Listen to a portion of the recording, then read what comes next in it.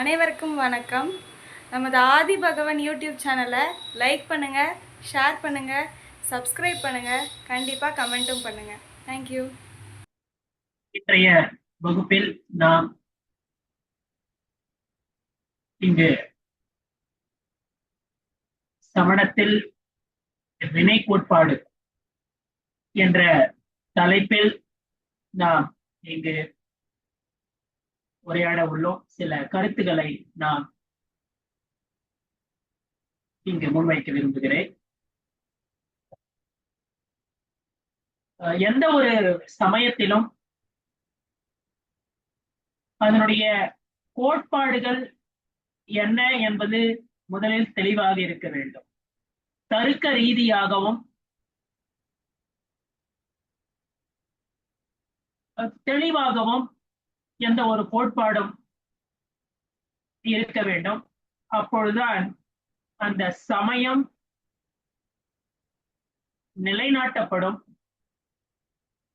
பகவான் யார், உண்மையான பகவான் யார், அல்லது அந்த சமயத்தில் பகவான் யார், அவருடைய இயல்பு என்ன, சொரூபம் என்ன, இந்த உலகினை யார் படைத்தார், வினை சம்பந்தமான அந்த சமயத்தின் கருத்து என்ன, நிலைப்பாடு என்ன என்பதை பற்றி எல்லா சமயங்களுமே எடுத்துரைக்கின்றன, விவரிக்கின்றன. இதில் வினை சம்பந்தமான கருத்துக்களை சமணம் மிக தெளிவாக எடுத்துரைக்கிறது. வினைதான் இந்த சம்சாரத்திற்கு, இந்த பிறவி சுழற்சிற்கு ஆணிவேர். வினைகளை அழித்தால், வினைகளை போக்கினால் முக்தி கிடைக்கப் பெறும் என்பதை சமணம்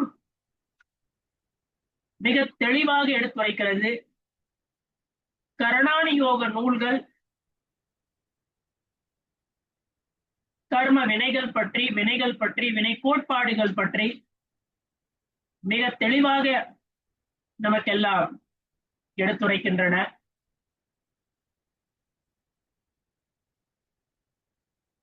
கோமடசாரம் போன்ற அடிப்படை நூல்கள் அதை நம்ம முதல்ல படிக்கலாம். தமிழ்லயும் மொழிபெயர்க்கப்பட்டு வெளிவந்திருக்கிறது. திரு கே.வி. அச்சிததாஸ் ஐயா அவர்கள் மொழிபெயர்த்து இதை வெளியிட்டிருக்கிறாங்க. கோமடசாரம் போன்ற நூல்கள், லப்தி சாரம், க்ஷபணசாரம், சம்யஞான சந்திரிகா, அதன் பிறகு தவலம், ஜெயதவலம், மகாதவலம் போன்ற உரை நூல்கள், அது ஷட்கண்டாகம நூலிற்கான உரை நூல்கள், இவையெல்லாம் இவற்றையெல்லாம் ஆச்சாரியர்கள் எழுதியிருக்கிறார்கள், எடுத்துரைத்திருக்கிறார்கள். இங்கே அந்த நேமிச்சந்திர சித்தாந்த சக்கரவர்த்தி அவர்கள் எழுதியுள்ள கோமடசாரம் எனும் நூலில் இரு பகுதிகள் உள்ளன.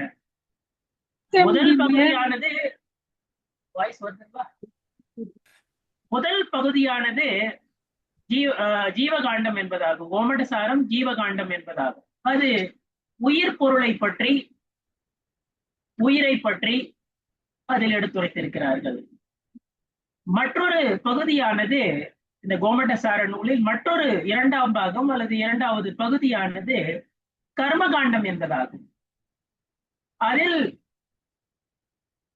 வினைகளை பற்றி, கர்மங்களை பற்றி, எண்வித கர்மங்களை பற்றி, அதனுடைய உட்பிரகிருதிகளை பற்றி, 148 உட்பிரகிருதிகளை பற்றி, எண்வித கர்மங்களின் 148 உட்பிரிவுகள், அவற்றையெல்லாம் பற்றி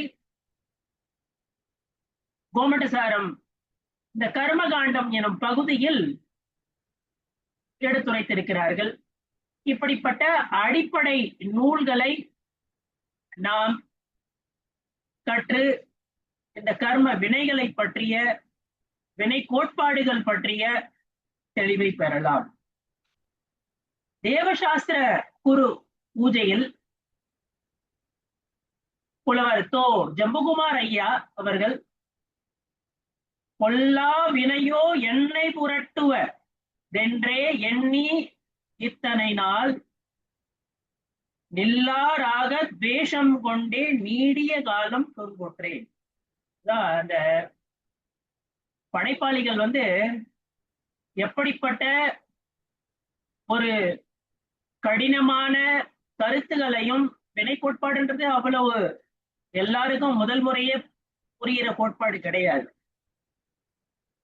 சில காலம் எடுக்கலாம், ஒரு சிலருக்கு முதல் முறையிலே புரியலாம். இத ஒரு படைப்பாளியாக எப்படி புலவர் தோ ஜம்புகுமார் ஐயா அவர்கள் அருமையா வந்து ஒரு 2 வரியில அருமையா எடுத்து சொல்லியிருக்கிறார் பாரு. கொல்லா வினையோ என்னை புரட்டுவதென்றே எண்ணி இத்தனை நாள் நில்லார் ஆக துவேஷம் கொண்டே நீடிய காலம் துன்புற்றேன். இந்த வினை வலிமையானது அப்படின்னு நம்ம சோர்ந்து உட்கார்ந்துட கூடாது.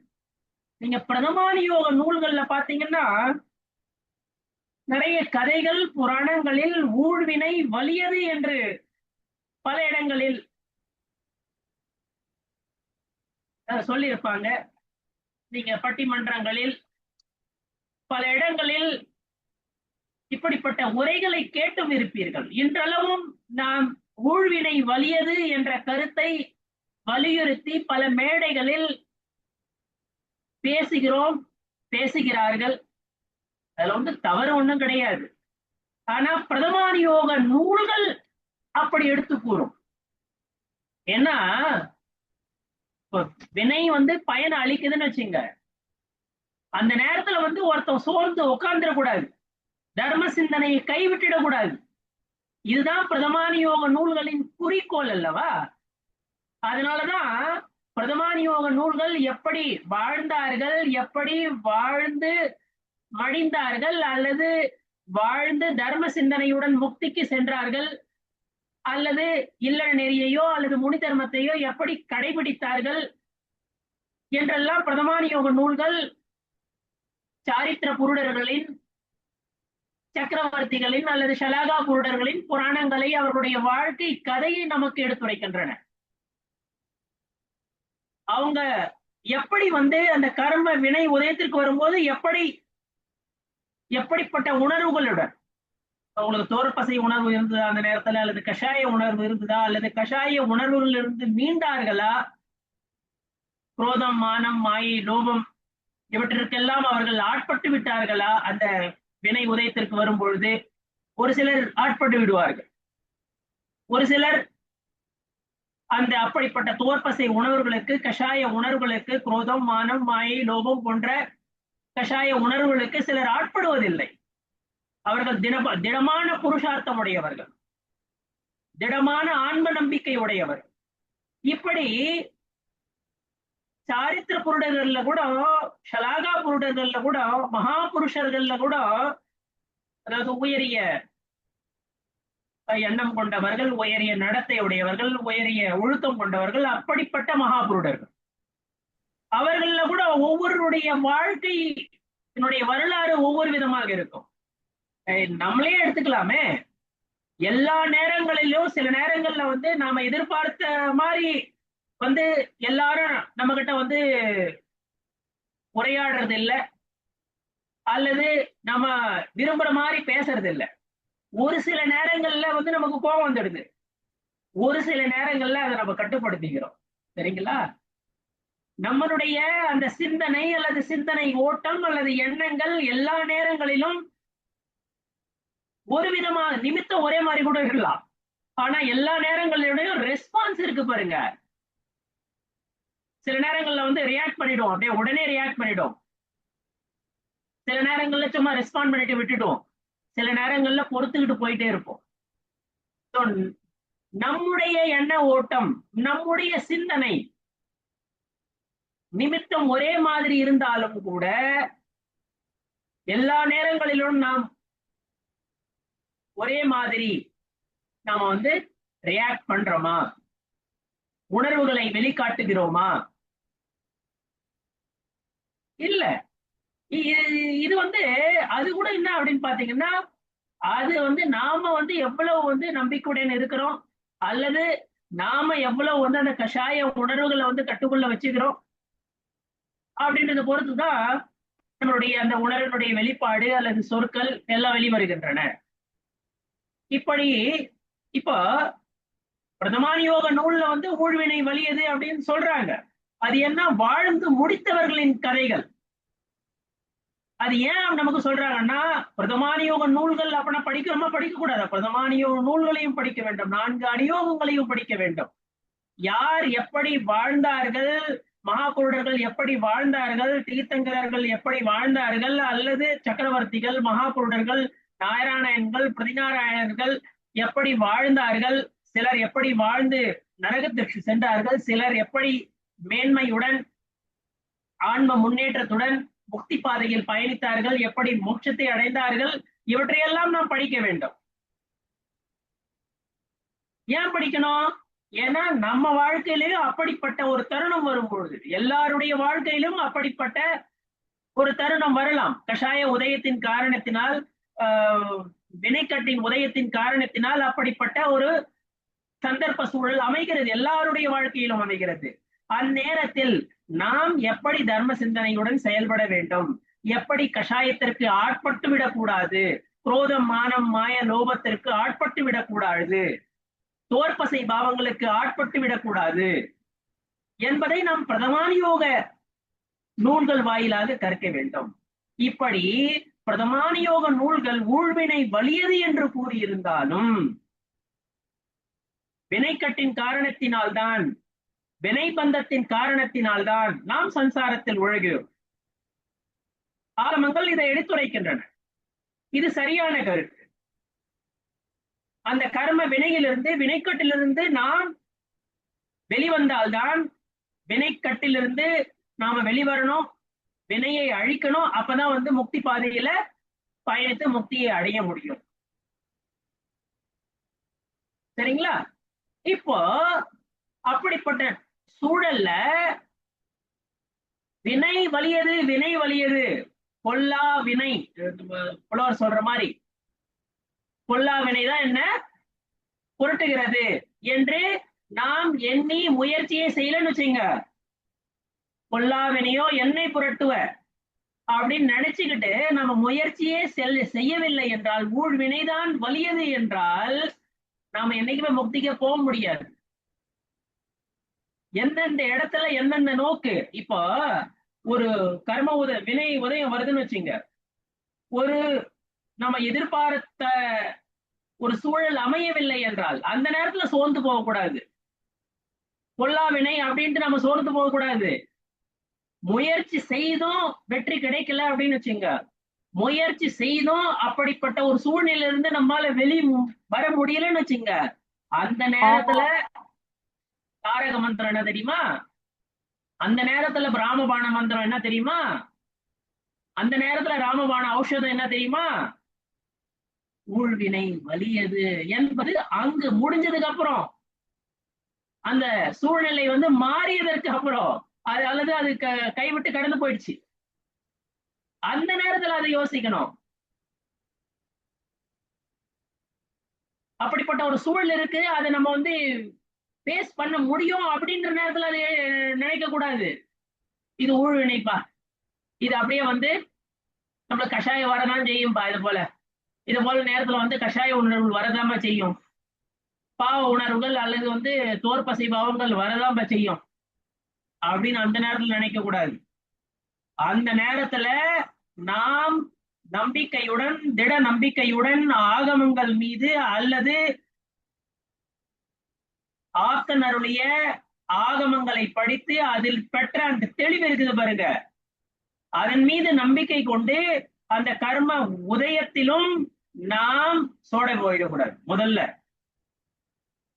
அப்ப வந்து உயிர் தான் வலியது, என்னுடைய ஆற்றல் தான் வலியது என்று எண்ண வேண்டும். முடியல, முயற்சி செய்த முடியல, அப்போ வந்து ஊழ்வினை வலியது. இது என்னங்க இப்படியும் சொல்றீங்க அப்படியும் சொல்றீங்க?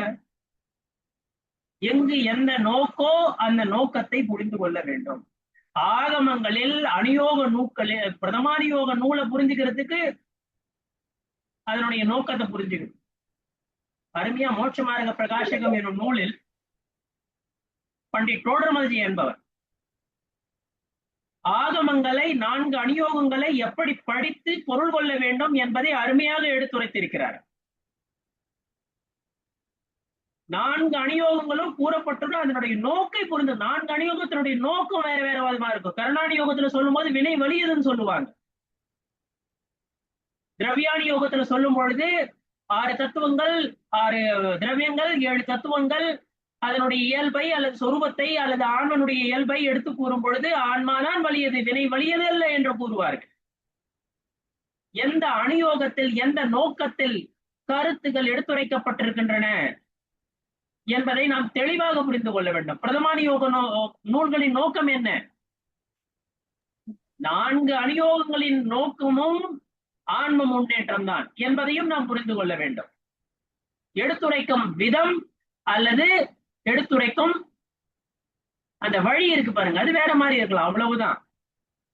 ஆனா நோக்கம் ஆன்ம முன்னேற்றம். 4 அணியோகத்திற்குமே நோக்கம் என்பது ஆன்ம முன்னேற்றம் தான் என்பதை நாம் புரிந்து கொள்ள வேண்டும். எல்லா பிறவி உயிர்களுக்குமே எல்லா துன்பங்களுக்கும் எல்லா துயரங்களுக்கும் மூல காரணமாக இருப்பது வினைக்கட்டு தான். வினையினால்தான் நம்ம சம்சாரத்துல உழறோம். 4 கதி துக்கங்கள். எனக்கு ஒரு 2-3 முறை படைப்பாளிகள் போன் பண்ணாங்க. அவங்களுக்கு நான் இப்ப சொல்றேன், இந்த வகுப்புக்கு நடுப்புற சொல்றேன். 4 கதி துக்கங்கள், 4 கதியில் உள்ள துன்பங்கள், இதை பற்றி எழுதுங்கள் படைப்பாளிகளாக. வினைக்கட்டை பற்றி எழுதுங்க. நான் விரிவா அப்புறம் கடைசியில பேசுறேன், கொஞ்சம் ஒரு 5 நிமிஷம் இதை பத்தி நான் பேசுறேன். இப்படி இந்த வினைக்கட்டு தான் காரணமாக இருக்கிறது. பிறவி உயிர்களுக்கு துன்பத்திற்கு காரணமாக இருப்பது வினைக்கட்டு தான்.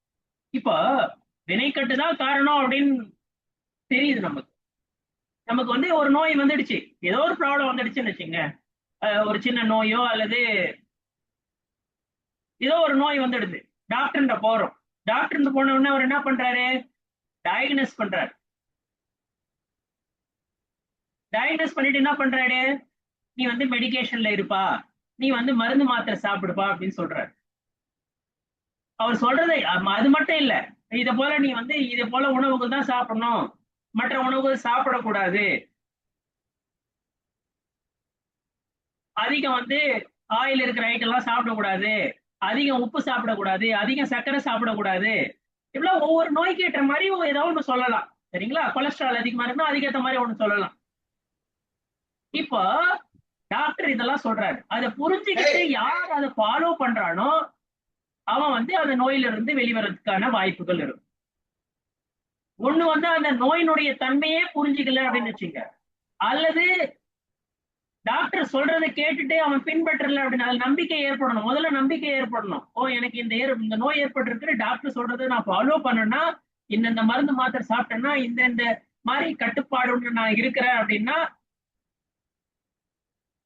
எனக்கு இந்த நோயில இருந்து தீர்வு கிடைச்சிரும், நான் வெளியே வந்துருவேன் அப்படின்ற நம்பிக்கை ஏற்பட வேண்டும். அதன் பிறகு டாக்டர் என்ன ஆலோசனை சொன்னாரோ, என்ன மருந்துகள் கொடுத்தாரோ, அல்லது என்ன உணவு முறையை கடைபிடிக்க சொன்னாரோ அதை கடைபிடித்தால் அவன் அதுல இருந்து வெளிவர முடியும், அந்த நோயிலிருந்து மீண்டு வர முடியும். அதே போலதான் வினைக்கட்டை பத்தி ஆகமங்கள் எடுத்துரைக்கின்றன, கர்ணாடி யோக நூல்கள் எடுத்துரைக்கின்றன, கர்ம பந்தத்தை படுத்தி எடுத்துரைக்கின்றன. ஆனால் அந்த கர்ம பந்தத்திலிருந்து எப்படி வெளிவர முடியும் என்பதை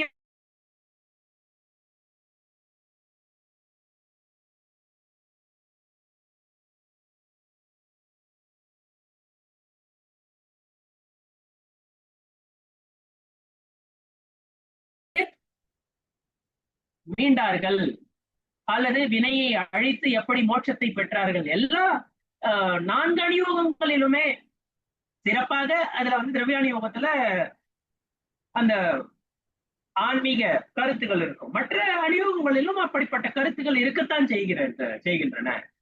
சோ அதனால முதல்ல என்ன, அந்த வினைக்கட்டிலிருந்து நான்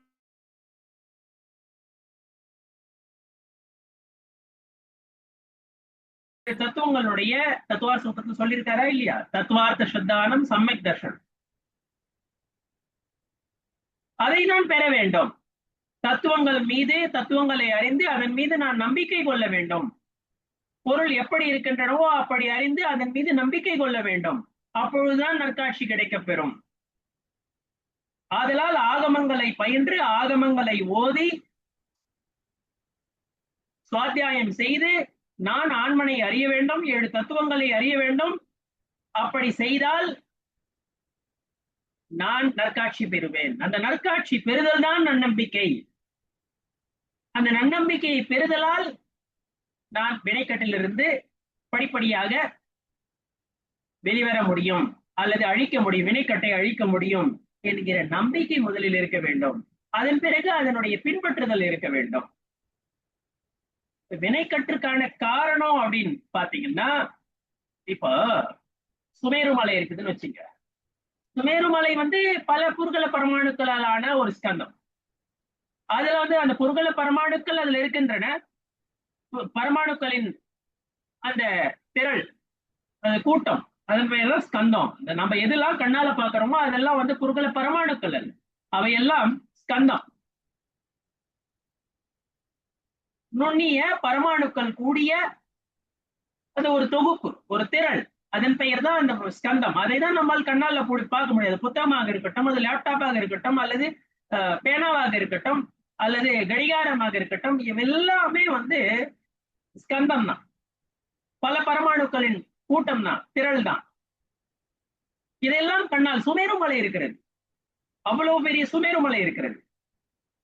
அதுல புர்கல பரமாணுக்கள் பல்லாயிரம் ஆண்டுகளுக்கு முன்னர் எப்படிப்பட்ட பரமாணுக்கள் இருந்தனோ அதே அளவு பரமாணுக்கள் அதே வடிவில் இன்றும் இருக்கின்றனவா? இல்ல, அதுல இருந்து பல பரமாணுக்கள் வெளியேறுகின்றன, புது பரமாணுக்கள் கூடுது. சுமேருமலையில அப்படிப்பட்ட அந்த நிகழ்வுகள், அந்த மாற்றங்கள் ஏற்படிய மாற்றம் என்பது அல்லது பரியாயம் என்பது திரவியத்தில் பரியாயங்கள். திரவியம் திரவியத்தில் இருக்கிற குணங்கள் மாறிக்கொண்டே இருக்கின்றன. அந்த குண மாறுகை அது உயிர் பொருளுக்கு மட்டும்தான் பொருந்துமா என்ன? எல்லா பொருட்களுமே பரிணமித்துக் கொண்டே இருக்கின்றன, மாறிக்கொண்டே இருக்கின்றன, மாறுதலுக்கு உட்பட்டவையாக இருக்கின்றன. மாறுதலுக்கு உட்படாத பொருள் நிலைத்திருக்காது. 6 பொருட்களுமே மாறுதலுக்கு பிரதிகணம், பிரதிக்ஷணம், ஒவ்வொரு நொடியும் எல்லா பொருட்களுமே மாறுதலுக்கு உட்பட்டு இருக்கின்றன. அந்த மாறுதலுக்கு உட்படுதல், அந்த மாறுதல், அந்த மாறுகை, அதைதான் பரியாயம் என்று கூறும். சத் திரவிய லட்சணம் இதெல்லாம் நம்ம பார்த்தோம். குண பரியாய திரவியம் இதெல்லாம் நம்ம முன்பு 4 வகுப்புகள்ல இதெல்லாம் நம்ம டிஸ்கஸ் பண்ணிருக்கோம். பரியாயம் அங்கேயும் அந்த புத்தகத்திலையும் பரியாயங்கள் தோன்றி மறைந்து கொண்டே இருக்கின்றன. அதே போல ஆன்மாவில காரமான வர்க்கணைகள், அதாவது கர்ம வடிவில் பந்திக்கும் திறனுடைய புர்கல பரமாணுக்கள், அவை ஆன்மாவில் பந்திக்கின்றன. இப்ப பந்திக்கின்றன என்றால் ஒன்று சேர்ந்து விடுகின்றனவா? ஆன்மாவிற்கும் பலவித சம்பந்தங்களை பற்றி ஆகமங்கள் எடுத்துரைக்கின்றன. ஆன்மாவிற்கும் புர்கல பரமாணுக்களுக்கும், அதாவது காரமான வர்க்கணைகளுக்கும், காரமான வர்க்கணைகள் என்றால் கர்மமாக பந்திக்கும் திறனுடைய புர்கல பரமாணுக்கள், அந்த காரமான வர்க்கணைகள் என்று அந்த காரமான வர்க்கணைகள் ஆன்மாவுடன் எப்படி பந்திக்கின்றன என்றால், ஏக க்ஷேத்திர அவகாகன சம்பந்தம் என்ற வடமொழி சொல் ஒரு டெர்மினாலஜி இருக்கு. ஒரே இடத்தில் இருக்கும், ஆனால் ஒன்றோடு ஒன்று பிணைந்து விடுவதில்லை. ஆன்மாவினுடைய குணமாகிய அறிதலும் பார்த்தலும் ஆகிய குணம் இருக்கிறது அல்லவா? அறிதலும் பார்த்தலும் ஆகிய குணம் ஆன்மா. இதற்குண்டான இவ்விரண்டிற்கும் இடையேயான அந்த சம்பந்தத்தை தாதாத்மிய சம்பந்தம் என்று கூறுவார். தாதாத்மிய சம்பந்தம், தாதாத்மிய, அந்த வடிவிலேயே அது இருக்கிறது. தாதாத்மியம் அந்த வடிவிலேயே, தத் ஆத்மா, அதாவது அந்த வடிவிலேயே அது இருக்கிறது. அதாவது பால் இருக்கிறது, பாலினுடைய சுவை இருக்கிறது அல்லதோ, அல்லது பாலினுடைய சுவையோ இனிப்போ இருக்கிறது அல்லவா? அதுவும் பாலும் தனித்தனிவா? சர்க்கரையினுடைய இனிப்பு தன்மை இருக்கிறது, அது சர்க்கரையும் இனிப்பு தன்மையும் தனித்தனியானதா? உப்பும் உவர்ப்பும் தனித்தனியானதா? கிடையாது. அந்த உவர்ப்பு இருக்கிறதுனாலதான் அது உப்பு, இனிப்பு இருக்கிறதுனாலதான் அது சர்க்கரை, அந்த சுவை இருக்கிறதுனாலதான் அந்த பர்டிகுலர் சுவை இருக்கிறதுனாலதான் அது பால். அதே போலதான் ஆன்மாவில் இருக்கும் குணங்கள், அறிதலும் பார்த்தலும் ஆகிய முதலான குணங்கள் இருக்கு பாருங்க. அதற்கும் ஆன்மாவிற்கும் உண்டான சம்பந்தமானது தாதாத்மிய சம்பந்தம். ஒன்றிலே ஒன்று கலந்தது, அது ஒன்றோடு ஒன்று கலந்தது. ஆன்மா, அதாவது ஞான குணம் இல்லாம ஆன்மா கிடையாது. ஞானம் முதலான குணங்கள் இல்லைன்னா ஆன்மா கிடையாது, எக்ஸிஸ்டன்ஸே கிடையாது. சத்து திரவிய லட்சணம். சத்து வந்து திரவியத்தினுடைய லட்சணம். திரவியத்துல என்ன இருக்கும்? குணப்பரியாயவ திரவியம், குணமும் பரியாயம் இருக்கணும். புரியுதுங்களா? அப்படின்னா ஆன்மாவுடைய குணம் எது? ஞானம் முதலானவை. அதனால ஆன்மாவிற்கும் அந்த ஞானத்திற்கும் உண்டான அந்த சம்பந்தம் இருக்கு பாருங்க, ரிலேஷன் இருக்கு பாருங்க, அது தாதாத்மிய சம்பந்தம். ஒன்றோடு ஒன்று பிணைந்தவை, இணைந்தவை, ஊறியவை, அதன் வடிவமானவை. ஆன்மாவிற்கும் ஞான குணத்திற்கு உண்டான சம்பந்தம், ஞான குணம் மட்டும் இல்ல, எல்லா குணங்களுமே அது தாதாத்மிய சம்பந்தம் என்று கூறுவோம். ஆனால் ஆன்மாவில் தங்கி இருக்கும் அல்லது கட்டி இருக்கும், பந்தித்திருக்கும் வினைகள், அந்த வினைகள் ஆன்மா, இவ்விரண்டிற்குமான சம்பந்தம் என்பது என்னது? ஏக கஷேத்திர அவகாகன சம்பந்தம். ஒரே இடத்துல இருக்குது, அவ்வளவுதான். ஆனா ஒன்றோடு ஒன்று பிணைந்தவை கிடையாது. அதன் வடிவில் அது மாறிவிடாது. என்னதான் கர்ம வினைகள் ஆன்மாவில் பந்திக்கட்டும், ஆனால் கர்ம வினைகள் ஒரு பொழுதும் ஆன்மாவாக மாறுவதில்லை, ஆன்மா ஒரு பொழுதும் கர்மமாக மாறுவதில்லை. தன் இயல்பை ஆன்மாவும் இந்த புர்கலமும் எப்பொழுதுமே வந்து இழப்பதில்லை. அந்த இயல்புலதான் இருக்கும். இதுவரையிலும் ஒன்னா இருக்குதோ அது ஒரு ஏக்ஷேத்திரத்துல இருந்துதான் இருக்கும், அதுக்கப்புறம் பிரிஞ்சிடும். புருஷார்த்தத்தினால, அதாவது முயற்சியினால நாம் தோற்பசை பாவங்களை, கஷாயங்களை, யோகங்களை அகற்றும் பொழுது கர்மங்களிலிருந்து விடுபட்டு விடுவோம். அப்போ வந்து அந்த ஏகக்ஷேத்திர அவகாகன சம்பந்தம் கூட இருக்காது.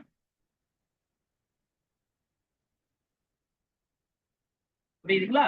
இப்படி நிறைய காரமான வருகணைகள் பந்திக்கின்றன, புதுசாவும் திரும்பவும் பந்திக்குது.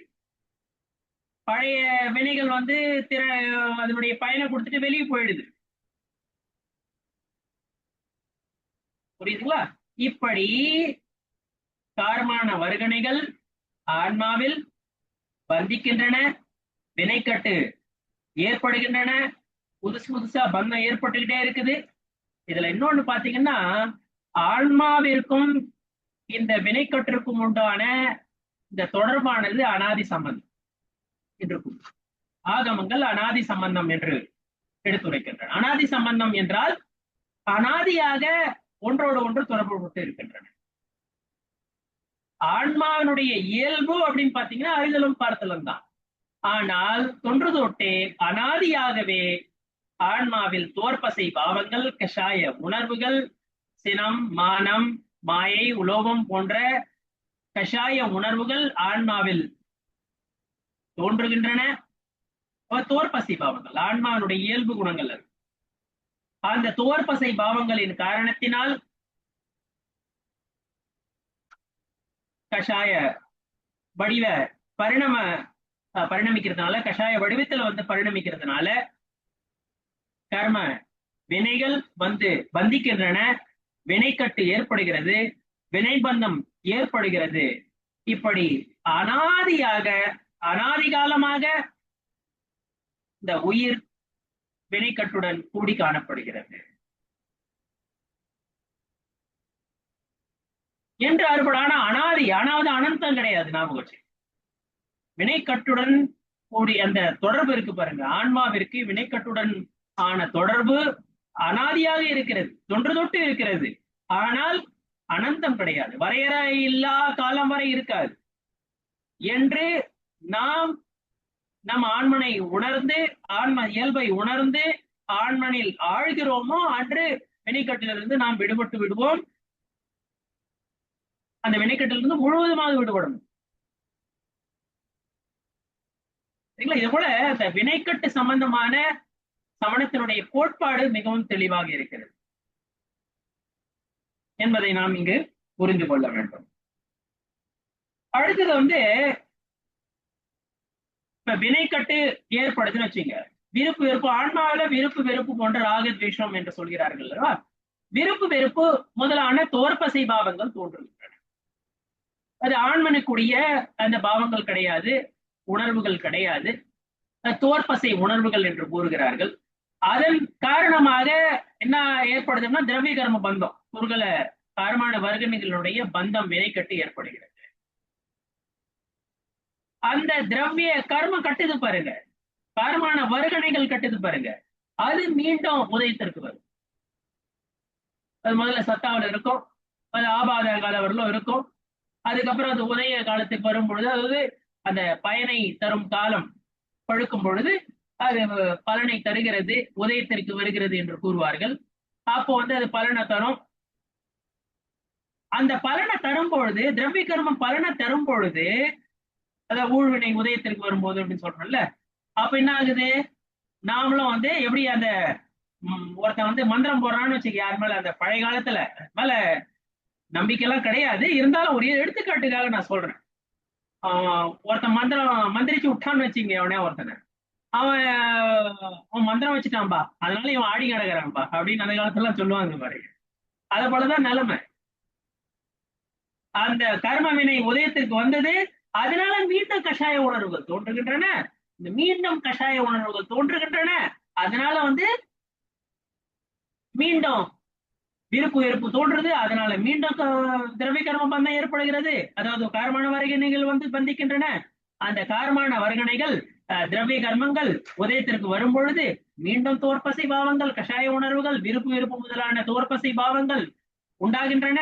அதன் காரணத்தால் மீண்டும் திரவிய கர்ம பந்தம் ஏற்படுகிறது. அதாவது அந்த சின்ன குழந்தைங்களுக்கு, பிரைமரி ஸ்டூடெண்ட்ஸுக்கு இந்த வாட்டர் சைக்கிள் சொல்லி கொடுப்பாங்க. மேகம் வந்து மழை பெய்யுது, அதுக்கப்புறம் திருப்பி வந்து மேகமா மாறுது, அதே போல அப்படியே அந்த சுழற்சி வந்து நடைபெற்றுட்டே இருக்கு. அந்த சுழற்சி வந்து நிக்கவே இல்லை. இப்படிதான் வந்து இது வந்து சில நேரங்கள்ல வந்து பிற சமயத்தவர் வந்து இங்க கேள்வி எழுப்புவது உண்டு. தர்க்க சாஸ்திர நூல்கள் அப்படிப்பட்ட வர்ணனைகள் வருகின்றன.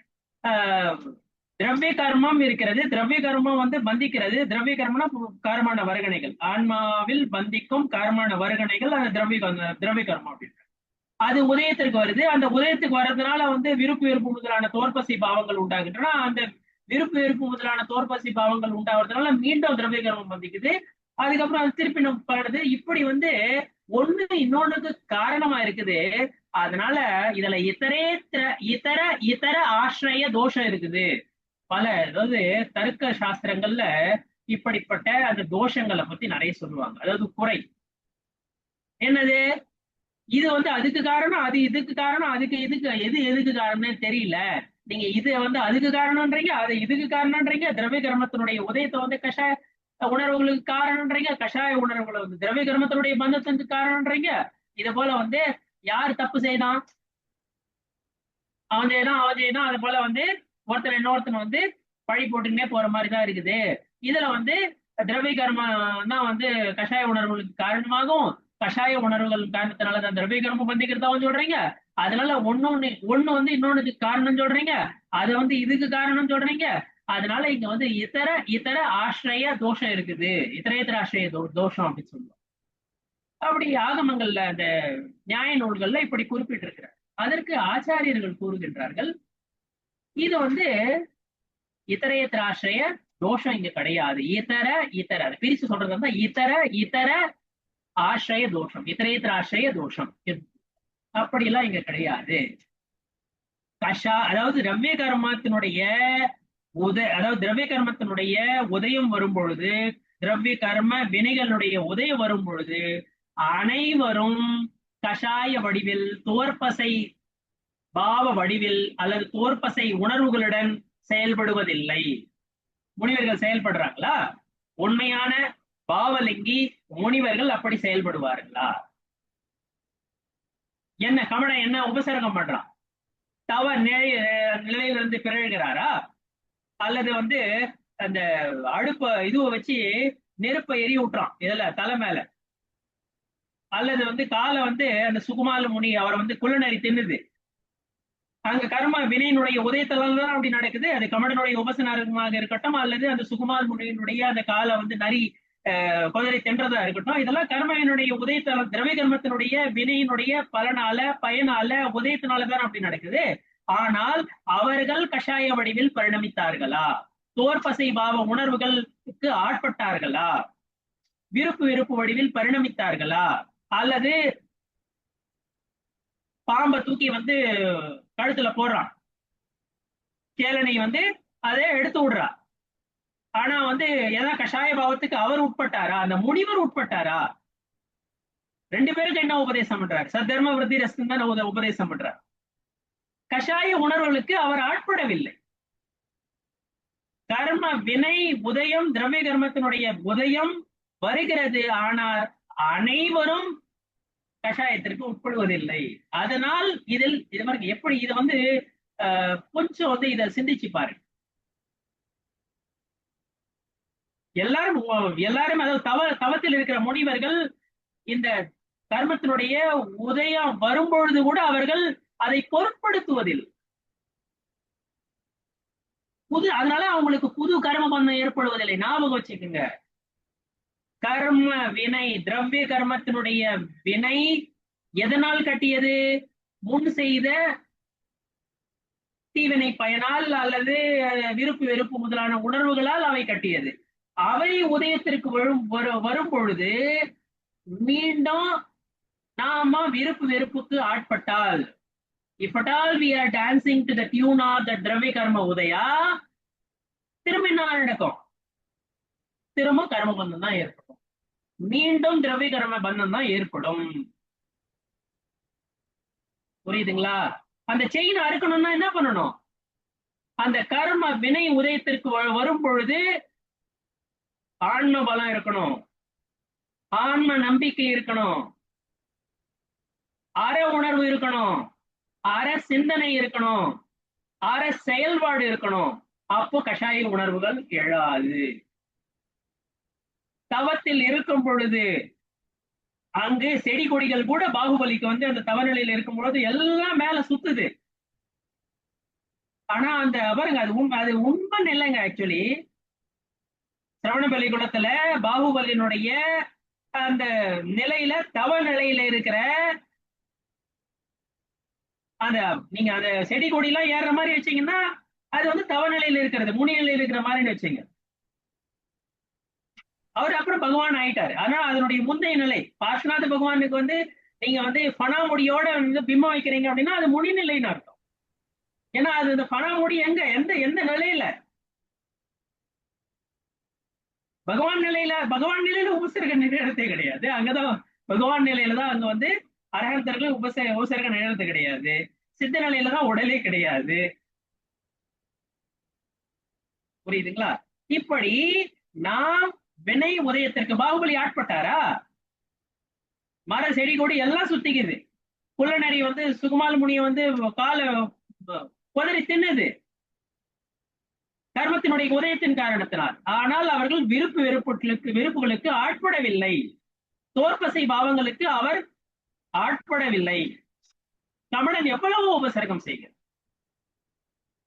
ஆனா அவங்களுக்கு அதையும் நான் நினைவு பாருங்க, சிந்திக்கும் போது இப்படி சிந்திக்கணும். தரணேந்திரனும் பத்மாவதியும் அந்த கமடனுடைய உபசர்க்கத்திலிருந்து அவரை காப்பாற்ற முயற்சிக்கிறார்கள். ஆனால் அவர்கள் மீது, தரணேந்திரன் பத்மாவதி மீது அவருக்கு பரிவு ஏற்படுகிறதா, என்ன கருணை ஏற்படுகிறதா? அதுவும் கிடையாது. விருப்பம் ஏற்படக்கூடாது.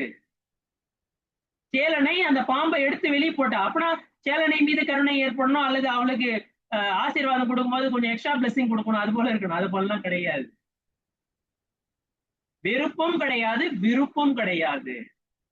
விருப்பு வெறுப்பு இரண்டிலிருந்தும் விடுபடுவது, அதுதான் உண்மையில் தோற்பசை பாவங்கள் இருந்து விடுபடுவதுதான். அந்த தோற்பசை பாவங்கள் இருந்து விடுபடும் பொழுதுதான் கர்ம வினை பந்தம் தடைபடுகிறது. அந்த கர்ம வினை பந்தம் தடைபட்டால் புதிய கர்ம பந்தம் ஏற்படாது, புதிய கர்ம பந்தம் ஏற்படவில்லை என்றால் சம்சாரம் அழிவதற்கான, சம்சாரம் சீக்கிரமா வந்து விரயமாக போகுதுன்னு அர்த்தம். முக்திக்கு அந்த ஜீவன் போக போகுதுன்னு அர்த்தம். நான் முன்னையே ஒரு வகுப்புல சொன்னேன், சவிபாக நெருஜரை எல்லாருக்குமே நடக்குதுங்க. கர்ம வினை வந்து தட்டுது, உதயத்துக்கு வருது, பலனை கொடுக்குது, அப்புறம் அது போயிடுது. அது எல்லாருக்குமே நடக்குது. பிறவி சுழற்சியில இருக்கிற எல்லா ஜீவன்களுக்குமே நடக்குது. உங்களுக்கு நடக்குது, எனக்கு நடக்குது, எல்லாருக்கும் நடக்குது. ஆனா முக்தி பாதையில முன்னேற ஜீவனுக்கு அவிபாக நெருஜரை ஏற்படுகிறது. கட்டிய கர்மம் கூட அதுல நிறைய இருக்குது. அதெல்லாம் ரொம்ப நான் டீப்பா போக மாட்டேன். சங்கிரமணம் இருக்குது, உத்கர்ஷணம் இருக்குது, அபகர்ஷணம் இருக்குது, 10 கரணங்கள் பற்றிய சர்ச்சைகள்லாம் இருக்குது. அது தனியா ஒரு வகுப்பு எடுக்க வேண்டியது. இன்னும் கொஞ்சம் மைன்யூட்டான கருத்துக்கள், வேற எதுவும் கிடையாது. புரிஞ்சுக்கலாம், ஒன்றும் பெரிய மலை கிடையாது. இந்த கர்ம வினை சத்தாவில் வந்ததுக்கு அப்புறம் கூட பல மாற்றங்கள் அதில் நிகழ்வது. ஸ்திதி பந்தத்துல, அனுபாக பந்தத்துல, அதனுடைய பலன் தரும் சக்தியில அதுல கூட மாற்றம், உதயத்திற்கு வரத்துக்கு முன்னாடியே சில மாற்றங்கள் ஏற்படும். கருணாணி யோக நூல்கள் அதை விவரித்து காட்டுகின்றன. சரிங்களா? சோ இப்படி வினை வந்து நிமித்தமா இருக்குதுங்க. சரிங்களா? வினை நிமித்தமா இருக்குது. ஆனா எல்லாருமே அந்த வினை நிமித்தால எல்லாருமே வந்து இந்த வினையினால வந்து தோற்பசி பாவங்களுக்கு அல்லது விருப்பு வெறுப்புகளுக்கு ஆளாகிறாங்கன்னா எல்லாரும் ஆகிறது கிடையாது. யாருடைய சம்சாரம் அதிகமா இருக்குதோ அவங்களுக்கு தான் அது அதிகமா இருக்குது. சரிங்களா? இப்படி இத இங்க சொல்றாங்க. சுபாவம் இருக்கு பாருங்க, ஆன்மா ஏதாவது ஒரு நிமித்தம் காரணத்தினால வந்து கர்ம வினை பந்தம் ஏற்படும். சரிங்களா? ஆனா சுபாவ நிலையில் இருக்கும் பொழுது, ஆன்மா சுபாவ நிலையில் இருக்கும் பொழுது அதற்கு கர்ம பந்தம் ஏற்படுவதில்லை. திரவிய கர்மத்தினுடைய உதயத்தின் காரணத்தினால அல்லது விருப்பு வெறுப்பு முதலான தோற்பசை பாவங்களின் காரணத்தினாலதான் ஆன்மாவிற்கு கர்ம பந்தம் வினைக்கட்டு ஏற்படுகிறது. அது இயல்பு நிலையில் இருக்கும் பொழுது அப்படிப்பட்ட அந்த இது வந்து இயல்பு நிலையில இருந்தா வந்து கர்ம பந்தம் ஏற்படாது, வினைக்கட்டு ஏற்படாது என்பதை நாம் இங்கு. அடுத்ததாக இப்ப உயிர் வந்து ஒரு அருவப்பு. காரமான வர்ணனைகள் வந்து ஒரு உருவமுடைய மூர்த்திக்க பொருள். மூர்த்தம்னா தெரியும், உருவப்பொருள். ஸ்பர்ஷ ரச கந்த ஊறு சுவை ஒளி நாற்றம் இவையெல்லாம் முடியும். எப்படி இது வந்து ஒன்றோடு ஒன்று பிணையுது? இப்போ நீங்க ஏதாவது ஒரு பொருள் வச்சிருக்கிறீங்கன்னு வச்சுங்க. நீங்க ஒரு சாதாரணமா எதனா ஒரு எடுத்துங்க, நீங்க இது கண்ணாடி எடுத்துங்க. இப்ப கண்ணாடியில நீங்க வந்து இந்த சைடு எல்லாம் இங்க இந்த இதெல்லாம் இருக்கு பாருங்க, சின்ன சின்ன அந்த நெட் போல்ட் இதெல்லாம் இருக்கு பாருங்க. இந்த பகுதியெல்லாம் நீங்க வந்து ஒரு 2-3 வருஷம் துடைக்காதே விட்டுட்டீங்கன்னு வச்சுங்க. ஓகே, இந்த கண்ணாடியுடைய இந்த பகுதி இருக்குது, இந்த பக்கம் இருக்குது, இங்கெல்லாம் வந்து டஸ்ட் ஈஸியா படியும் இல்ல, அங்கிருந்து டஸ்ட் வந்து சீக்கிரம் நீங்க துடைக்கும் போது கூட அங்க வந்து நீங்க ரொம்ப இது பண்ணி துடைக்க முடியாது. துணி வச்சு துடைச்சீங்கன்னா கூட அங்க உள்ள வந்து ரொம்ப சின்ன ஹோல்ஸ் எல்லாம் இருக்கும்.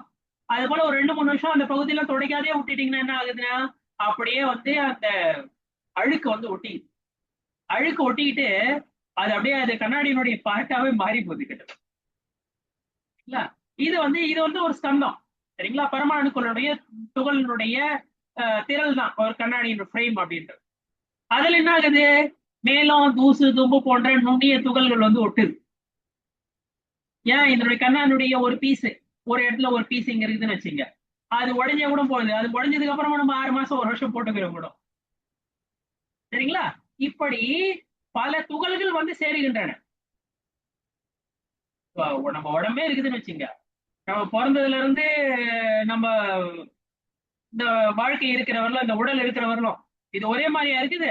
பரமாணுக்கள் வந்து முதல்ல இருந்தது எப்படி எப்ப பிறந்தமோ அது அப்படியேவா இருக்குது. இந்த உடல்ல எத்தனையோ மாற்றங்கள் ஏற்படுகின்றன. பரமாணுக்கள் வந்து சேருகின்றன, இருக்கிற பரமாணு வெளியே போவோம். இது எல்லாத்துலயும் எல்லா துர்கலத்திலையும் ஸ்கந்தங்கள்ல நிகழ்வு தான் இது. இப்படி ஒரு பெரிய பருமனான ஒரு பருவான ஒரு பொருட்கள் இருக்குதுன்னு வச்சுங்க, அதாவது ஸ்கந்தம் இருக்குதுன்னு வச்சுங்க, அதுல வந்து நுண்ணிய துகள்கள் வந்து ஒட்டுகின்றன. அதே போலதான் அருவமான ஆன்மாவில் ரூப வடிவமான ரூபி வடிவம்னா உருவம் உடையது. அது வந்து தங்கி விடுகிறது. இது நீங்க கேட்கலாம், இது எப்படிங்க?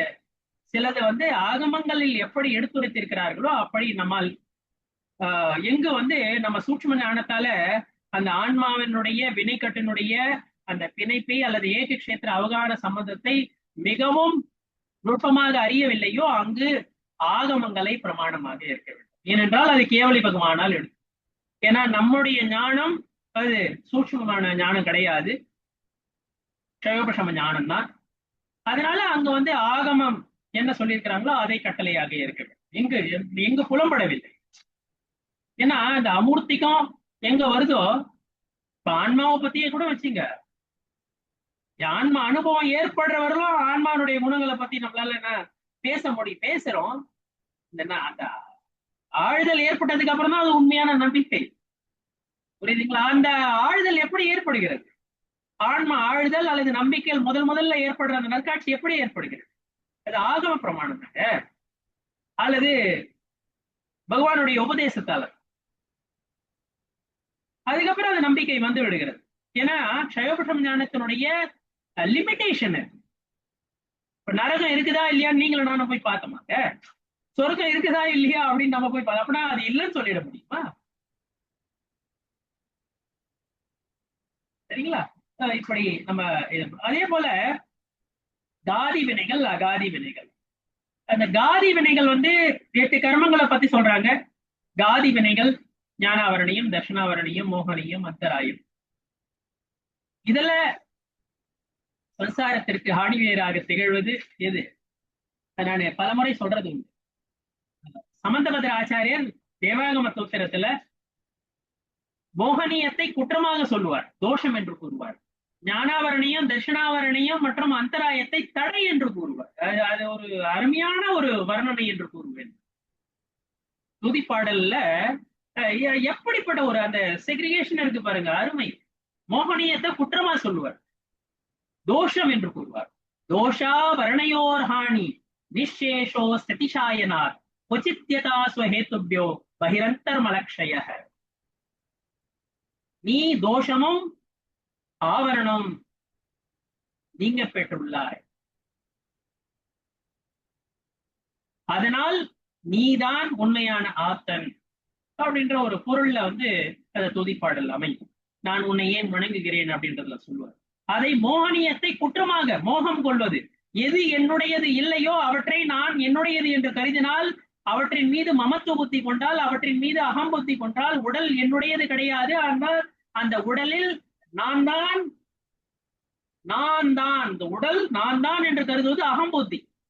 நான் தான் உடல் தான் நான், அது அகம்புத்தி. உடல் சார்ந்த உறவுகள் மீது மமத்துவ புத்தி, இவை என்னுடையவை, இவர்கள் என்னுடையவர்கள், இதை குற்றம் என்று கூறுகிறார். எது ஒன்று இல்லையோ அதை ஒன்றென்ற நீ. பக்கத்து வீட்டுல இருக்க மனையில ஒரு 4 அடி இழுத்து கட்டிட்டு நான் வீடு கட்டினா விட்டுருவாங்களா?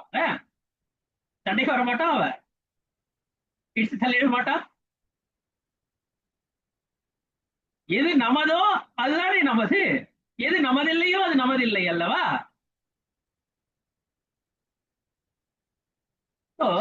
இப்படி உடல் அல்லது உடல் சார்ந்த பொருட்கள் மீது அகம்புத்தி மற்றும் மமத்துவ புத்தி, நான் என்னுடையவர். அகம்புத்தி மமத்துவ புத்தினா என்னது? நான் ஆன்மா. உடல் தான் ஆன்மா நினைக்கிறது, அதுதான் நான் நினைக்கிறது. அப்படின்னு நினைக்கிறது பாருங்க, அது பெரிய குற்றம். அதுதான் எல்லாத்துக்குமே காரணங்க. அந்த குற்றம் தான் சம்சாரத்துக்கே காரணங்க. தர்ஷன மோகனத்தினுடைய ஸ்திதி பங்கம் இருக்குது பாருங்க, அதுதான் இருக்கிறதுலயே அதிகம்.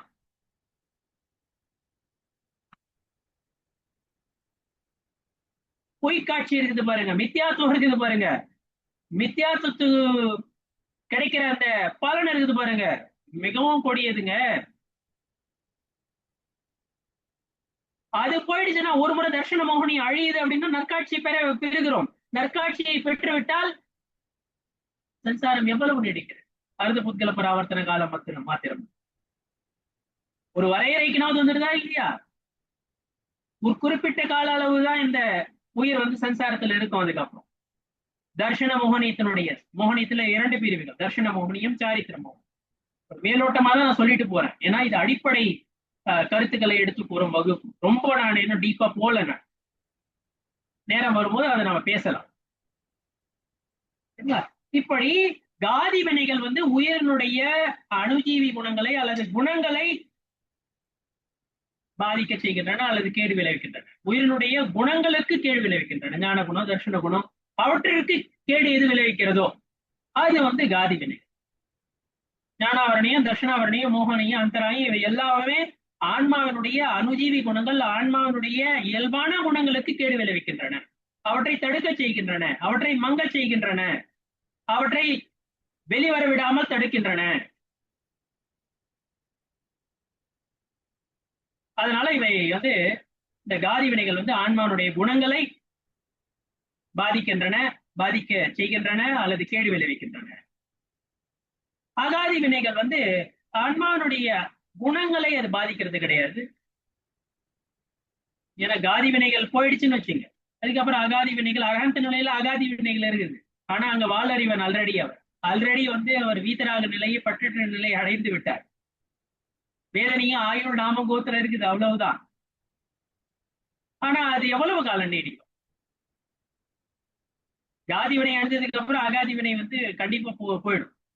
யாருன்னா அரகந்த நிலையிலேயே நீடிச்சு இருக்கிறாங்களா? கிடையாது. யார் அரகந்த காதி வினைகளை வென்று 13வது குணஸ்தானத்தில் யார் அரகந்த நிலையை அடைகிறார்களோ, பெறுகிறார்களோ, வீற்றிருக்கிறார்களோ, அவர்கள் கண்டிப்பாக அகாதி வினையை வென்று 14வது குணஸ்தானத்தை தாண்டி அயோகி கேவலி குணஸ்தானத்தை தாண்டி அவர்கள் சித்த நிலையை கண்டிப்பாக, அந்த சயோகி கேவலி நிலையில அவருக்கு இருக்குது இல்ல, 13வது குணஸ்தானத்திலே இருப்பாங்க. அரகந்த நிலையில இருக்கிறாங்க, தர்மோபதேசம் பண்றாங்க, அரோபதேசம் பண்றாங்க, சமவசரணம் வாயிலாக, திவ்யத்துவனி வாயிலாக அரோபதேசம் பண்றாங்க 13வது குணஸ்தானத்தில். மகாவீரர் 30 ஆண்டு காலம் அப்படி வந்து சமசரண உபதேசம் செய்கிறார். அதன் பிறகு சித்த நிலையை அடைந்தார் அல்லவா. அகாதி வினைகள் வந்து தானாக அது வந்து, ஏன்னா அது உடல் ஆன்மானுடைய குணங்களை அழிப்பது. இங்குதான் ஞான மறைப்பு, தர்ஷன மறைப்பு, காட்சி மறைப்பு இதெல்லாம் இருக்குது. வீரிய மறைப்பு, வீரியத்தை அழிக்கிறது, இதெல்லாம் வந்து காதி வினைகள்ல தான். ஆன்மானுடைய குணங்களையே அது அழிக்குது, பாதிக்க செய்கிறது, கேடு விளைவிக்கிறது. அதனால காதி கர்மங்கள் ரொம்ப டேஞ்சரஸ்.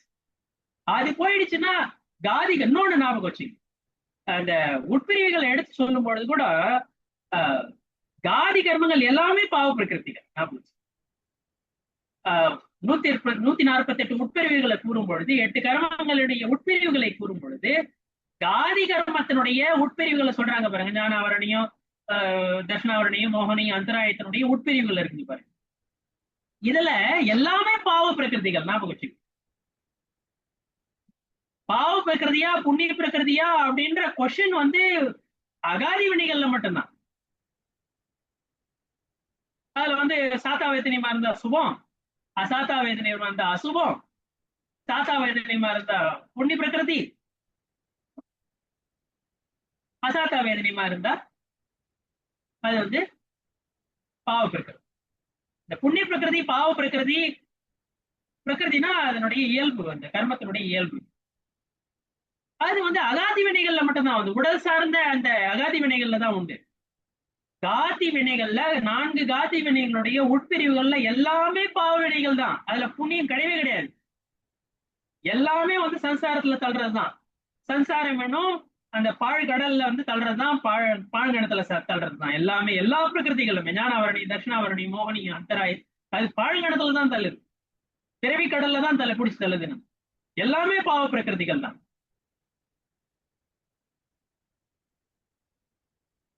அரகந்த நிலையில அந்த 4மே போயிடுது. ஆனா அகாத்திய கர்மங்கள் இருப்புல இருக்குது, அவங்க அதாவது உதயத்துல இருக்கு. அதுக்கப்புறம் அதுவும் போயிடும், அகாத்திய கர்மங்கள் இருக்காது.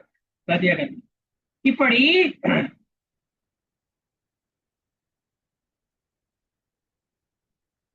இந்த கர்ம வினைகளையும் நாம் நம் ஆன்ம வலிமையால், புருஷார்த்தத்தால், புருஷார்த்தம்னா முயற்சியை தான் சொல்லுவாங்க, நாம வந்து அழிக்க முடியும், அவற்றிலிருந்து வெளிவர முடியும் அப்படின்றத நம்ம இங்க தெரிஞ்சுக்கணும். ஒரு சில நேரங்கள்ல வந்து நிமித்தங்கள் அமைகின்றன. அந்த நிமித்தங்கள் இருக்கும் பொழுது வந்து நாம வந்து கஷாய பாவத்திற்கு ஆட்படுகிறோம். இது ஒரே காலத்துல நிகழுது. ஆனால் நாம் ஆன்ம சிந்தனையுடன் ஆழ்ந்த நம்பிக்கையுடன் இருந்தால், ஆன்ம நம்பிக்கையுடன் இருந்தால் இந்த கஷாய பாவங்களிலிருந்து, தோற்பசி பாவங்களிலிருந்து வெளிவர முடியும் என்பதை நாம் இங்கு இந்த புதிய வினை கட்டு இருக்குது பாருங்க. கஷாய பாவம் வருது, அதாவது திரவிய கர்மத்தினுடைய உதயம் வருது. ஏற்கனவே கட்டி இருக்கிற கர்மம் அது திரவிய கர்மம், சரிங்களா? ஏற்கனவே கட்டி இருக்கிறது, அதை பத்தி நான் பேசுறேன். இப்ப புதுசா கட்டினாலும் அது திரவிய கர்மம் சொல்லுவாங்க. ஆனா ஏற்கனவே கட்டி இருக்கிற அந்த கர்மங்கள் இருக்குது பாருங்க, அதனுடைய வினை உதயத்திற்கு வரும்போது என்ன நம்ம பண்றோம்? நாம வந்து மோகராக திவேஷ வடிவில பரிணமிக்கிறோம், விருப்பு வெறுப்பு வடிவில பரிணமிக்கிறோம். இப்போ சூரியன் இருக்குது. இப்ப சூரியன் இருக்குதுன்னு வச்சுங்க. சூரியன் வந்து மேக படலம் வந்து மறைக்குது, மேக கூட்டம் வந்து மறைக்கும். மேக கூட்டம் மறைக்கும் போது என்ன ஆகுது? இது வந்து கர்மவினுடைய உதயம். அதனால அந்த சூரியனுடைய வெளிச்சம் வந்து முழுமையா வெளிப்படாம இருக்கு. அதே போலதான் ஆன்மானுடைய இயல்பு வந்து சூரியன் மாதிரிங்க. இயல்பு சூரியனுடைய அந்த வெளிச்சம் எப்போ இல்லாம இருக்குதா என்ன? அது மேக படலம் அல்லது மேக திரள், மேக கூட்டம் வந்து அதனுடைய வெளிச்சத்தை தற்காலிகமாக வெளிவர விடலைன்னா கூட வச்சுங்க, சூரியன்கிட்ட அந்த வெளிச்சம் இல்லைன்னு அர்த்தமா என்ன? அது மேக கூட்டம் வந்து இப்போதைக்கு வந்து இருக்குது. அதே போலதான் வினைக்கட்டுகள் இப்போதைக்கு தடையாக இருக்கின்றன. மேக கூட்டங்கள் விலகிய பிறகு அதனுடைய முழு வெளிச்சமும், சூரியனுடைய முழு வெளிச்சமும் நமக்கு கிடைக்கப் பெறுகிறது. அதனுடைய இயல்பு நிலையை நம்மால் பார்க்க முடிகிறது. அதே போலதான் ஆன்மானுடைய இயல்பு நிலையானது அந்த அறிதலும் பார்த்தலும் ஆகிய அல்லது ஞானம், தர்சனம், காட்சி, வீரியம் போன்ற வரையறையில்லா குணங்கள் ஆன்மாவில் இருக்கின்றன. அவை கர்ம வினை உதயத்திற்கு வரும் பொழுது தடைபடுகின்றன, மங்கிவிடுகின்றன. அல்லது அந்த வினை உதயத்திற்கு வரும் பொழுது ஆன்மா திரிபு நிலையில் பரிணமித்தால், திரிபு நிலைன்னா அதான் அந்த மோகராக விஷயம் வடிவம், அதாவது விருப்பு வெறுப்பு முதலான பாவங்களால் உணர்வுகளால் ஆட்படுது, அந்த உணர்வுகளுக்கு ஆட்படுது. அப்போ வந்து என்ன ஆகுது? எப்படி வந்து மேகக்கூட்டம் வரும் பொழுது சூரியனுடைய வெளிச்சம் வந்து மங்கி போதோ, வெளிவரலையோ, பூமி வரலும் சென்றடையிலையோ, அதே போல ஆன்மாவினுடைய இயல்பும் முழு பிரகாசத்திற்கு வெளிப்பாட்டிற்கு வருவதில்லை. ஆனால் அந்த வினை உதயம் நீங்கிவிட்டால் அது கேவல ஞான வடிவத்தில் எப்படி ஞானம் முழு நிலையை அடைகிறதோ, முழுமை நிலையை அடைகிறதோ, பரிபூர்ண நிலையை அடைகிறதோ, அதே போல ஒவ்வொரு ஆன்மனும் அந்த வினைக்கட்டிலிருந்து விலகிவிட்டால்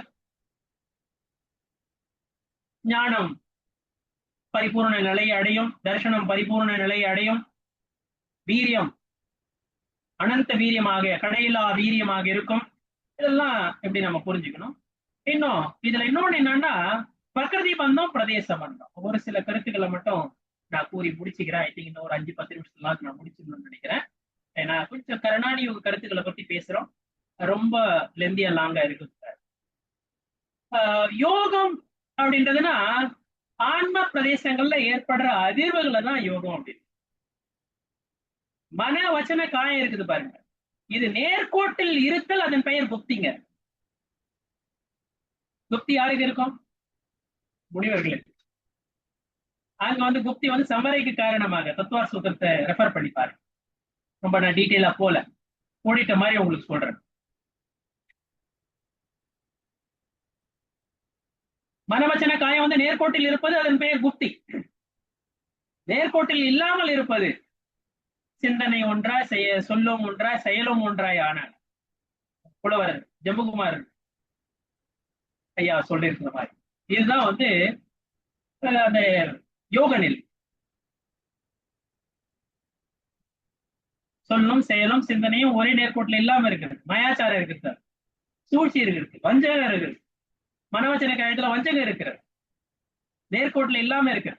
அதனால ஆன்ம பிரதேசங்கள்ல அதிர்வுகள் ஏற்படும், சலனம் ஏற்படும். அதனால என்ன ஆகும்? பந்தம் ஏற்படுகிறது. யோகத்தின் காரணத்தினால யோகமும் கஷாயமும் பந்தருக்கு காரணம். தத்துவ சூத்திரத்தை படிச்சு பாருங்க. அப்புறம் 6வது அத்தியாயத்துல இருந்து படிச்சு பாருங்க. அருமையா அது பந்தத்திற்கான காரணம் எல்லாத்தையும் அருமையா அங்க எடுத்து வைக்க. இப்படி நாம வினை இருக்குது பாருங்க. நாம வினையினுடைய உதைத்தால உடல், மொழி, மனம் இதெல்லாம் நமக்கு கிடைக்கப்பெறுது. இப்போ இவற்றினுடைய இயக்கத்தினுடைய காரணத்தினால ஆன்மாவில சில ஆன்ம பிரதேசத்துல சில அதிர்வுகள் ஏற்படுகின்றன. அதிர்வுகள்னா என்ன? ஒரு நிலையற்ற தன்மை. ஆன்ம பிரதேசங்கள்ல ஒரு நிலையற்ற தன்மை ஏற்படுகிறது. அந்த நிலையற்ற தன்மை இருக்கு பாருங்க, உடல், மொழி, மனம் இவற்றினுடைய இயக்கங்களால ஏற்படுற இந்த அதிர்வுகள், ஆன்ம பிரதேசத்துல ஏற்படுற அதிர்வுகள் இருக்கு பாருங்க, அதுதான் யோகம் அப்படின்றான். அந்த யோகம் வினைக்கற்றுக்கு காரணமாக அமைகிறது. அந்த அதிர்வு, அந்த மாயாச்சாரம், அந்த சூழ்ச்சி மனவச்சன காயத்துல எவ்வளவு கம்மியாக இருக்கிறதோ, எவ்வளவு குறைந்து இருக்கிறதோ, அவ்வளவு குறைந்த வினைக்கட்டுகள். இன்னொன்னு சொல்றேன், யோகம் இருக்கு பாருங்க, அது பிரகிருதி பந்தம் மற்றும் பிரதேச பந்தத்திற்கு காரணம். எல்லாம் தத்துவ சூத்திரம் போன்ற நூல்கள்ல சொல்லியிருக்கிறாங்க. அருமையா மோட்ச மார்க பிரகாசகம் என்னும் நூலில் பண்டிதர் ரோடர்மதி அவர்கள் எடுத்துரைத்திருக்கிறார். தமிழ்லயே வெளிவந்திருக்கிறது. KV அஜிதாஸ் ஐயா அவர்கள் மொழிபெயர்த்திருக்கிறாங்க. அம்பத்தூர்ல அவைலபிள் நினைக்கிறேன். இப்படி இந்த யோகம் இருக்குது பாருங்க, மனவச்சன காயம், அதுல இருக்கிற அந்த அதிர்வுகள்லாம் ஆன்ம பிரதேசத்துல ஏற்படுற அதிர்வு இருக்குது பாருங்க, அது பிரகிருதி பந்தத்திற்கும் பிரதேச பந்தத்திற்கும் காரணம். குறைந்த அதிர்வு இருக்குதுன்னு வச்சுங்க, குறைந்த அந்த நிலையற்ற தன்மை இருக்குதுன்னு வச்சுங்க, அது சலனம் அப்படின்னுவாங்க சமஸ்கிருதம். அது குறைந்த வினைக்கட்டு. அதிக அதிர்வு ஏற்படுதுன்னு வச்சுங்க, ரொம்பவே சூழ்ச்சி அதிகம் வச்சு வஞ்சகம் அதிகம் அது போல இருக்குது அப்படின்னு வச்சுங்க, நேர்கோட்டில் இல்லைன்னு வச்சுங்க மனவச்சன காயம், அங்க அதிக வினைக்கட்டு. ஒரு சமய பிரபத்த கர்மம் இருக்கு. ஒரு சமய பிரபத்த கர்மங்கள் என்று கருணாநிதி உண்டு. சமய பிரபத்த கர்மங்கள் என்றால் ஒரு சமயத்துல கட்டுற அந்த கர்மான வருகணைகள், அதுதான் சமய பிரபத்த கர்மம். ஒரு சமயத்துல கட்டுற அந்த கர்மங்களை தான் சமய பிரபத்த கர்மங்கள் என்று கூறுகிறார்கள். அது பிரகிருதி வேற பிரகிருதிகளா போய் இந்த யோகத்தின் காரணத்தினால இந்த பிரகிருதி பந்தம் ஏற்படுகிறது. அது ஞானாவரணியமாவோ தர்ஷனாவரணியமாவோ போய் அது பந்திச்சிருக்கு. எப்படி பந்திச்சுங்க? அது எப்படிங்க? அது பொருட்கள காரமான வருகணைகள் தானுங்க. அது எங்க போய் இங்க பந்திக்கும்? அது எப்படிங்க அதுக்கு தெரியும்? ஞானாவரணியமா போய் பந்திக்கணுமா, தர்ஷனாவரணியமா, எப்படி எந்த பிரகிருதியில போய் பந்திக்கணும்? அதுல பிரகிருதி மட்டும் இல்ல, அதனுடைய உட்பிரிவுகள்லாம் வேற இருக்குது இல்ல, 148. அது எப்படி இங்க கரெக்டா அதுலயே போய் பந்திக்கும் அப்படின்ற கேள்வி எழுது. பண்டிட் ரோடர்மதி அவர்கள் அருமையா எடுத்து சொல்லியிருப்பாரு. உணவு உண்கிறோம், உணவு உண்ணும் பொழுது அதுல என்ன ஆகுது? அந்த உணவு உண்ணும் பொழுது சிலது ரத்தமா போகுது, சிலது மாமிசமா போகுது, சிலது வேற உடல்கள்ல வேற நிறைய தாதுக்கள்லாம் இருக்குது. வெவ்வேறா மாறுதா இல்லையா? அதே போலதான் இந்த யோகத்தின் காரணத்தினால ஆன்ம பிரதேசங்கள் அதிர்வுகள், அந்த நிலையற்ற தன்மை ஏற்படுகிறது. அதன் காரணத்தினால் கர்ம வினை பந்தம் ஏற்படுகிறது. கர்ம வினை பிரகிருதிகளாக அவை பந்திக்கின்றன. சிலவை ஞானாவரணியமாகவும் தட்சிணாவரணியமாகவும் மோகனியமாகவும் அந்தராயமாகவும் இப்படி எல்லாம் வெவ்வேறு பிரகிருதிகளாக, உத்தர பிரகிருதிகளாக, உட்பிரிவுகள், உத்தர பிரகிருதிகள் என்றால் உட்பிரிவுகள் என்றும் அவை பந்திக்கின்றன என்று. இதுல இன்னொன்று சொல்ல போனா சுபயோகம் அசுப யோகம் அப்படின்னு கூட சொல்றாங்க. சுபயோகம் உபயோகம் சொல்ல நான் ஞாபகம் வச்சு, திரவியானுகத்துல படிக்கும் போது உபயோகம் சொல்லுவோம். நீங்க சுப யோகம் அசுப யோகம், யோகத்தை பத்தி பேசணும்ல, யோகத்தினால பிரகிருதி பந்தமும் பிரதேச பந்தமும் ஏற்படுகிறது என்பதை பற்றி நாம் இதுல நற்காட்சி கிடைக்கல அப்படின்னு வச்சுங்க, நற்காட்சி கிடைக்காத வர வந்து காதி வினைகள்ல எல்லா பந்தமும், காதி வினைகளுடைய எல்லா பந்தமும் எப்பொழுதும் நடந்துட்டே இருக்கு. எல்லா சமயத்திலயும் எல்லா நேரத்திலயும் வந்து நற்காட்சி கிடைக்காத வரை பந்தம் நடந்துகிட்டே இருக்கும். ஏன்னா அது ஆன்ம குணங்களை, என்ன, ஆன்ம குணங்களுக்கு கேடு செய்கின்ற வினைகள், காதி வினைகள் அல்லவா? அதுல எல்லா நேரத்திலயும் இருக்கும். அகாதி வினைகள் இருக்கு பாருங்க, அதுல வந்து சுபயோகம், அதுல அந்த சுப அசுபன்றது பாருங்க. இப்ப பாருங்க, அந்த புண்ணிய பிரகிருதி பாவ பிரகிருதி வந்து நான் ஏற்கனவே சொன்னேன், அகாதியில மட்டும்தான் உண்டு அப்படின்றத சொன்னேன். இந்த சுபயோகம் சாதா வேதனையும் போன்றவற்றை சுபயோகத்தின் சுபயோகம் இருக்கும்போது சாதா வேதனையை கட்டும். அசுப யோகம் இருக்கும் பொழுது உபயோகம் கிடையாது, நாம வச்சுக்கோ யோகம். சுபயோகம் இருக்கும்போது சாதா வேதனையும் முதலானவை கட்டும், அசுப யோகம் இருக்கும்போது அசாதா வேதனையும் முதலானவை கட்டும் அப்படின்றதா. இது வந்து இந்த சுப யோகம் அசுப யோகம்லாம் அகாதியில மட்டும்தான். காதி வினைகள் நற்காட்சி கிடைக்காத வரை காதி வினைகள்ல எல்லாமே எப்பவுமே கட்டிக்கிட்டே இருக்கும். நற்காட்சி கிட்டிய பிறகு, சமய தர்சனம் கட்டிய பிறகு அந்த காதி வினைகள்ல முதல்ல அனந்த அனுபந்தி போது அது அதெல்லாம் நீங்க கொஞ்சம் கேட்டிருப்பீங்க, இன்னும் படிங்க மேல அதை படி. அதே போல கஷாயத்தின் காரணத்தினால ஸ்திதி பந்தமும் அனுபாக பந்தமும் இருக்கு.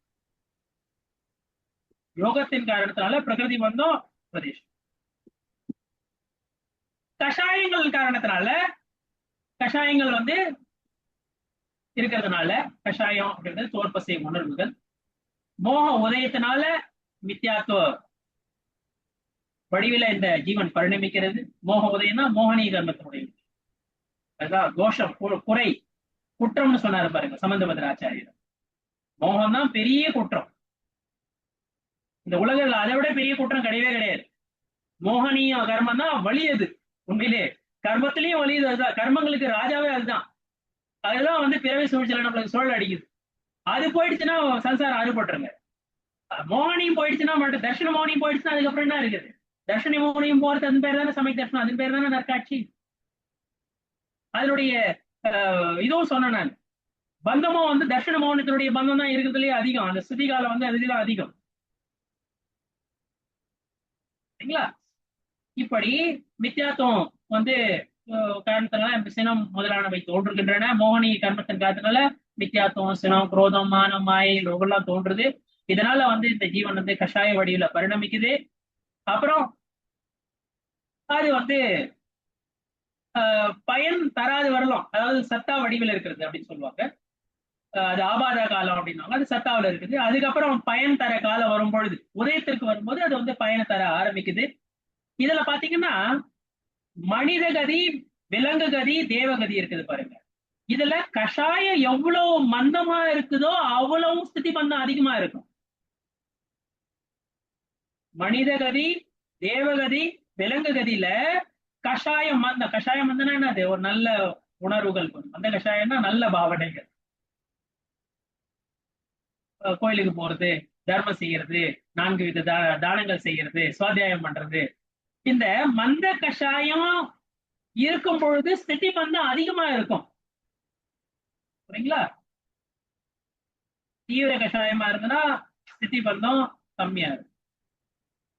மற்றது, மற்ற காதி அகாதி பிரகிருதிகள் இருக்கு பாருங்க. இது தவிர, இது 3 தவிர எல்லாமே, இது 3 தவிர எல்லாமே, காதி வினைகளா இருக்கட்டும் அகாதி வினைகளா இருக்கட்டும், இது 3 தவிர எல்லாத்துலயுமே மந்த கஷாயம் இருந்ததுன்னா சிறிதளவு மந்தம் ஏற்படும், தீவிர கஷாயம் இருந்ததுன்னா அதிக மந்தம் ஏற்படும். புரியுதுங்களா? மனித கதி, தேவகதி, விலங்கு கதி, இதனுடைய பந்தம் வினைக்கட்டு ஏற்படும் போது மட்டும் மந்த கஷமா இருந்தா அதிக ஸ்திதி. ஸ்திதினா என்ன? அது எவ்வளவு காலத்துக்கு கட்டுதோ, சரிங்களா? அதுதான் வந்து ஸ்திதி அப்படின்னு. அந்த மந்த கஷாயம் இருக்கும் பொழுது ஸ்திதி பந்தம் அதிகமா இருக்கும், புரியுதுங்களா?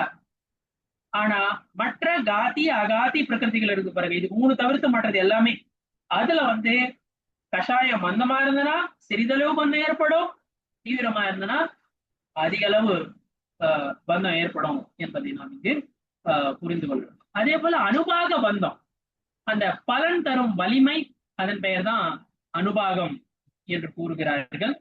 அந்த இதுல அனுபாக பந்தம் இருக்கு பாருங்க. குறைந்த தோற்ப உணர்வு தோன்றினால் குறைந்தன மந்த கஷாயம் அப்படின்னு. குறைந்த தோற்ப உணர்வுகள் தோன்றினால் அதிகமா அனுபந்தம், அதனுடைய பலன் நிறைய கிடைக்கும். அனுபாகனா பலன் தரும் திறன், பயன் தரும், அதனுடைய திறன் இருக்கு. அதாவது மந்த கஷாயம்னா பலன் அதிகமா இருக்கும். மிகுந்த தோற்பு உணர்வுகள் இருக்குது அப்படின்னு வச்சுங்க, மிகுந்த அதாவது தீவிர கஷாயம் இருக்குதுன்னு வச்சுங்க, அங்க சிறிதளவு அனுபாகம் தான் கிடைக்கும். சிறிதளவுனா அதனுடைய பலன் கம்மியா இருக்கு. மந்த கஷாயம் இருக்கணும். மந்த கஷாயம் இதெல்லாம் வந்து ஆனா வந்து எல்லாமே இது வந்து சம்சாரத்துல தான் சேர்த்திக்க என்பதையும் நம்ம புரிஞ்சுக்கணும். அது தீவிர கஷாயம் அதாவது பந்தம் வந்து ஸ்திதி கம்மியா இருந்தாலும் சரி அதிகமா இருந்தாலும் அது சம்சாரத்துல அடக்கும். ஆனா வந்து இதெல்லாம் கருணாநியோக நூல்கள் இப்படி விவரிக்கின்றன. அந்த கர்ம வினை எப்படிலாம் நம்மளை வந்து ஆட்டுவிக்கிறது அப்படின்றத நம்ம இங்க புரிஞ்சுக்கணும். கஷாயத்துல இருந்து விடுபடுவதுதான் வந்து அதுல கஷாயத்துல இருந்து விடுபட்டாதான் நம்ம வந்து பந்தத்துல இருந்து விடுபட முடியும், சம்சாரத்துல இருந்து விடுபட முடியும் என்பதை நாம் இங்கு புரிந்து கொள்ள வேண்டும்.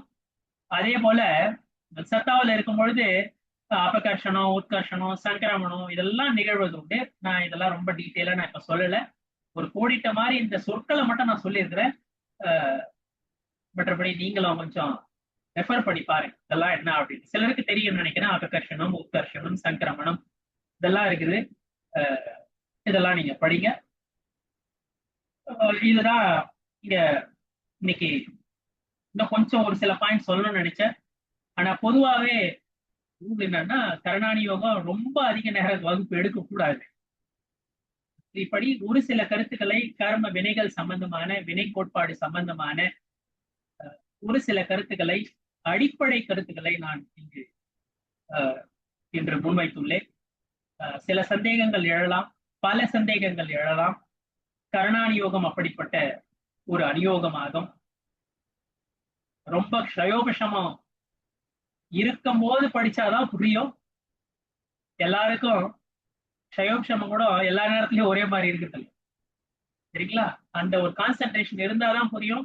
அதுவும் சிலருடைய அறிஞர்களுடைய துணை, ஆகமம் பயின்றவர்களுடைய துணை தேவைப்படுகிறது. இது போல இந்த கருணாநியோக நூல்கள் உண்மையிலே வந்து இந்த பிறவி சுழற்சி, 4 கதிகள், இந்த கஷாயம், யோகம், கர்ம பந்தம், இது ஒரு விசித்திர தன்மை, உயிரினுடைய விசித்திர தன்மைகளை பத்தி கூட நமக்கு விசித்திர பரிணாமங்கள். ஒவ்வொரு உயிரும் வந்து ஒரு peculiar character. I am a peculiar character, you are a peculiar character. யூனிக்னு சொல்லாதீங்க, யூனிக்ன்றது நல்ல வேர்டு சரிங்களா? சோ இது வந்து அந்த கர்ம வினை உதயமும் இதுல வந்து நிறைய பூந்து விளையாடு இப்படி இருக்குது. ஒரு டச் பண்ண மாதிரி சொல்லியிருக்கிறேன். நிறைவா நான் எல்லாத்தையும் கவர் பண்ணல. இத்துடன் என்னுடைய இந்த நோ கர்மம் அதை பத்தி எல்லாம் நான் பேசணும்னு நினைச்சேன். போதும், இன்னைக்கு இது போதும். நோ கர்மம் உடலை தான் சொல்லுவாங்க. வாய்ப்பு வரும்போது பிறகு இப்பொழுதாவது அதை பற்றி நாம் சர்ச்சை செய்யலாம். இத்துடன் இந்த உரையை ஹாய் வியூவர்ஸ், இந்த அழகான வீடியோவை பார்த்துட்டு மறக்காம ஆதி பகவான் புலனக்குழுவை சப்ஸ்கிரைப் பண்ணிடுங்க. பிடிச்சிருந்தா லைக் பண்ணுங்க, ஷேர் பண்ணுங்க, கமெண்ட்ஸும் பண்ணுங்க. தேங்க்யூ.